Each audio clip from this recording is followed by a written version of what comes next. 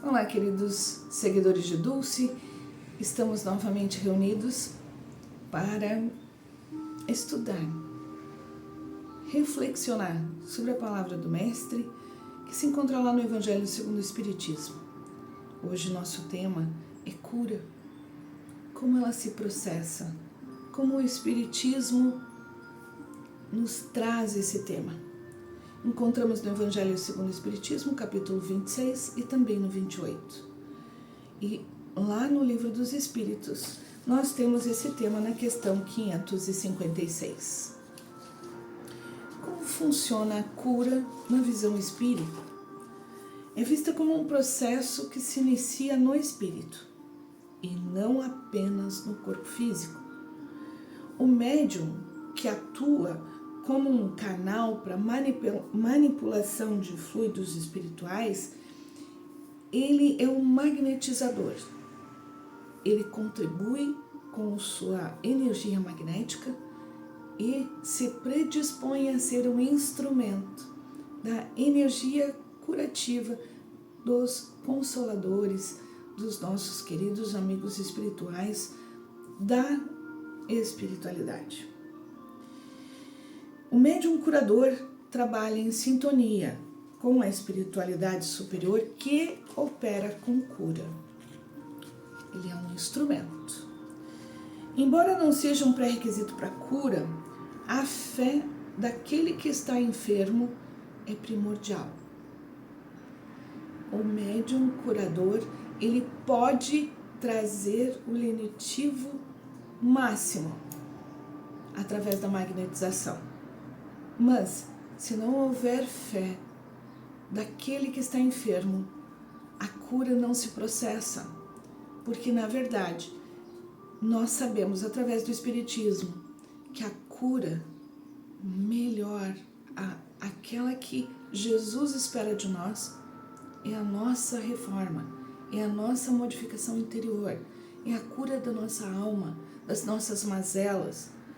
E se nós não temos fé, já temos aí uma mazela a modificar. A cura verdadeira, que evita a reincidência de doença, é a melhoria moral. Diversos métodos, né? Nós temos dentro do Espiritismo. A cura, ela pode se dar através de fluidoterapia, de passes magnéticos, através de cirurgias astrais, práticas mediúnicas, né, das mais diversas que nós encontramos na literatura. Tratamentos à distância, receituário mediúnico. Muitas vezes o médium recebe que, na verdade, ele pode, aquele paciente pode melhorar através de um chá, através de um banho, enfim. A mediunidade vai entrar em ação através desse médium curador. A mediunidade de cura é um dom, como qualquer outra mediunidade.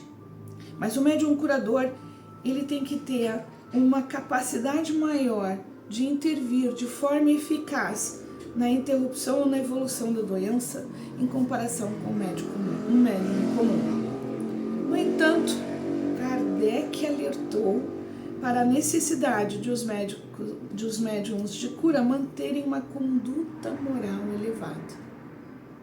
O orgulho e a falta de benevolência podem prejudicar ou até paralisar a sua faculdade. A mediunidade de cura, ela é abordada principalmente no capítulo 26 do Evangelho segundo o Espiritismo, intitulado Dai gratuitamente o que gratuitamente recebestes. Pontos chaves abordados nesse capítulo. Dom de curar. Ele é explicado à luz do Espiritismo, né, que Jesus e seus apóstolos, eles não eram milagres, na verdade, mas manifestações de uma mediunidade elevada.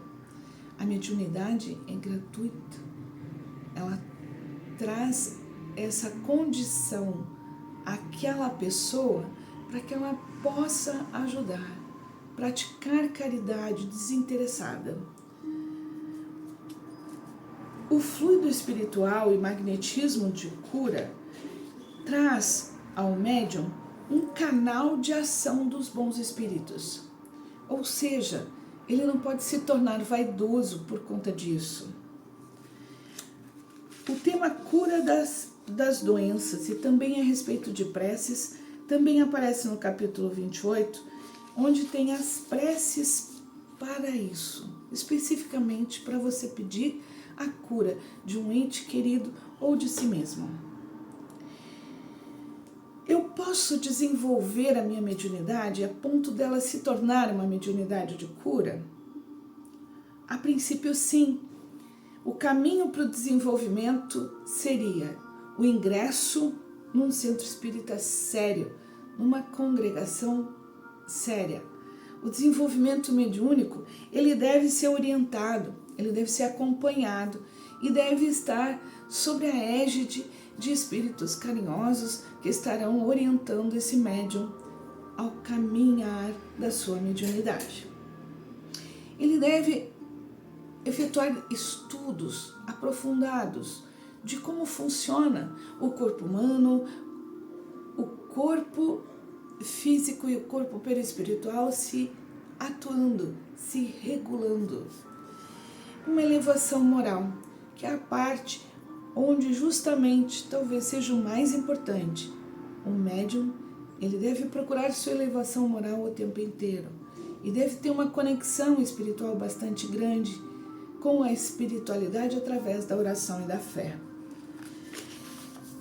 Aprimoramento da vontade e da prece, mas principalmente também trabalho na caridade. O médium que trabalha com cura, ele veio para ajudar. Ele tem que ter essa noção muito clara. E no Espiritismo, como é visto a questão de causas da doença? Muitas vezes a doença ela é um reflexo de desequilíbrios espirituais e também, muitas vezes, de dívidas antigas que a pessoa precisa sanar. Então, muitas vezes, a cura não é o ideal para aquela pessoa. Ela precisa passar por certas dores para poder crescer. E nós que muitas vezes estamos assistindo ao sofrimento desse ente querido, aperta o coração, nos dói profundamente. Mas isso também é uma lição. Pois eis que muitas vezes, ou pelo menos na maioria das vezes, escolhemos vir com esta pessoa, com este ser amado, para poder ajudá-lo a passar por tão difícil prova. O propósito da reencarnação. No Espiritismo, a vida na Terra é vista como uma escola de aprimoramento moral. Se a cura não acontece, pode ser que a enfermidade faça parte desse plano reencarnatório, muitas vezes escolhido, inclusive, pelo enfermo. A fé opera como uma força atrativa, mas pode encontrar barreiras se a pessoa estiver em desarmonia moral. Muitas vezes viemos para passar certas enfermidades, certas doenças físicas, que às vezes nem seriam tão graves. Porém, a nossa conduta, os vícios, a forma como levamos a nossa vida encarnado acaba agravando. Nosso livre-arbítrio, ele é, sim, respeitado. A cura também não depende apenas da vontade do enfermo, mas também dos bons espíritos, que podem ter uma visão mais ampla do que é benéfico àquele enfermo. Muitas vezes, a própria doença é mais benéfica que a cura.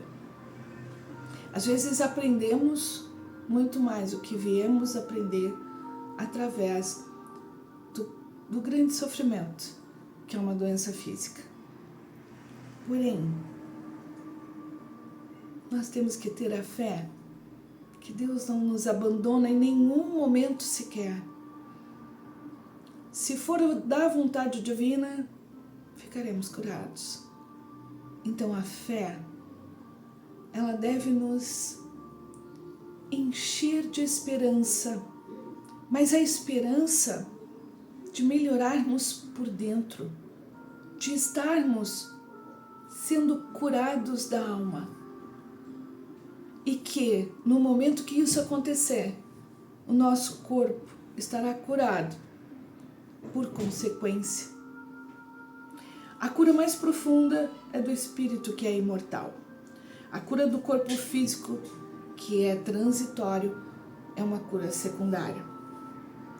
A verdadeira cura implica uma transformação moral que pode acontecer com ou sem a melhora da saúde física.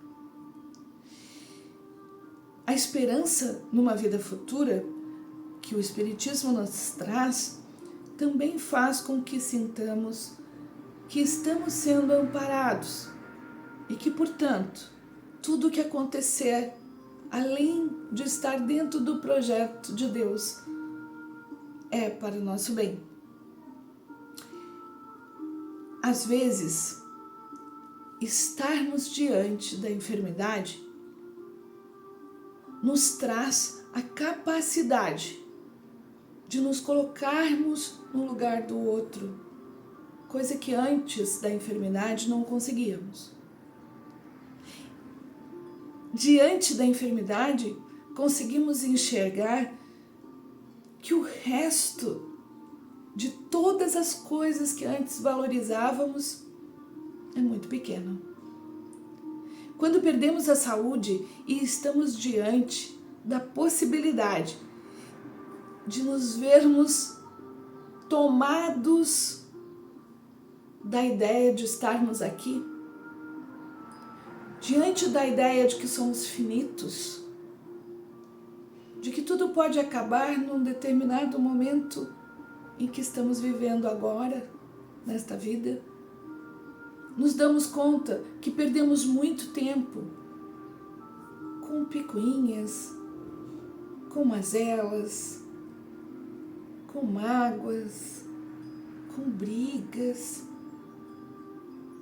E tudo isso faz parte da cura moral.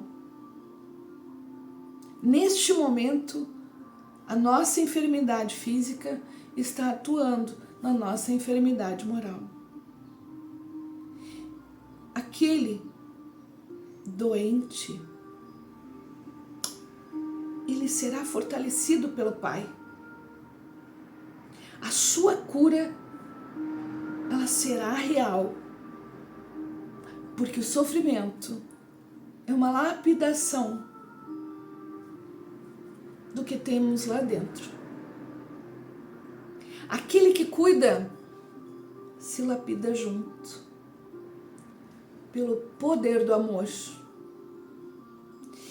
Aquele que cuida também pelo poder da fé ajuda na cura. Além do enfermo, todos que estão ao redor são transformados pela enfermidade. O sofrimento ainda é a chave que abre a porta do conhecimento da alma. Então, que possamos ser, no nosso dia a dia,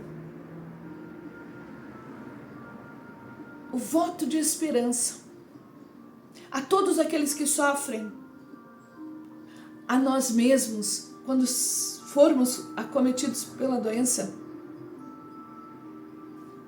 porque a fé vai alimentar o nosso coração. Em nenhum momento nós vamos poder deixar de lutar, porque a esperança, ela também está ligada à luta. A luta com os médicos aqui da Terra, com os tratamentos do corpo físico, com as medicações, com os passes magnéticos, com as fluidoterapia, essa luta também nos engrandece, nos modifica, nos torna tenazes em fé e amor divinos. Então, irmãos, aqui, neste grupo, onde, juntos em oração, acreditamos neste Deus que não abandona em nenhum momento seus filhos, vamos sempre cultivar a fé renovada, cultivar a nossa esperança de que tudo está sob o controle divino e que o Pai sempre nos dá o que é melhor para a nossa história enquanto espíritos imortais. E que a seu tempo todo sofrimento é cessado. De toda e qualquer forma estaremos curados. Que Jesus esteja no coração de cada um, trazendo a cura da nossa alma.